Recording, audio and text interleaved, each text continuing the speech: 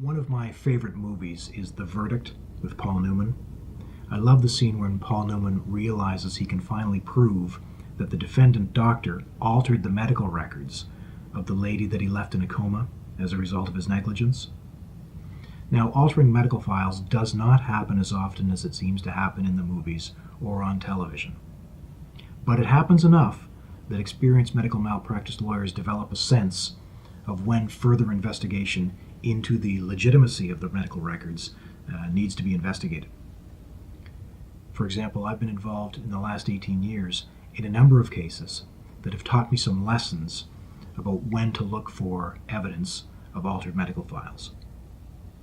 In one case, my client, the patient, had been seriously injured after taking medication.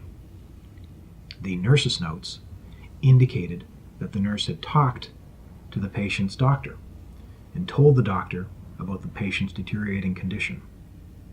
But when we checked the timesheets and shift records for that day, it turned out that the nurse wasn't even working on the day that she supposedly wrote those notes.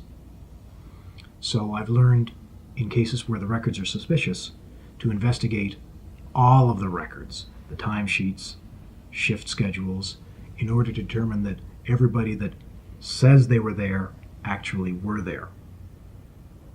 In another case we were involved in, the doctor actually tore up the records and created a new one that he placed into my client's file. Now, one of the nurses saw him tear up that record, scotch taped it together, and kept it in her locker.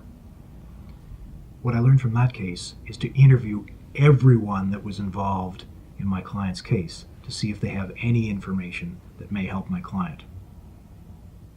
In another case I was involved in, a birth injury case, the child's APGAR scores. An APGAR score is a test of how healthy the baby is, and the baby's APGAR scores had been changed from a 0, which is bad, and whited out and changed to a 2, which is normal. And that whiteout, that change, wasn't evident on the photocopies that we received from the hospital. But the readings were suspicious, and I made an appointment to go to the hospital to take a look at the original chart. And that's when I discovered the whiteout and the change that had been made to my client's records. So I've learned, when the records are suspicious, I make a special trip to the hospital to view the original record. Altering medical files isn't something that happens in every case. It isn't even something that happens in most cases. But as an experienced medical malpractice lawyer, I've learned what the red flags are in order to determine whether further investigation is necessary.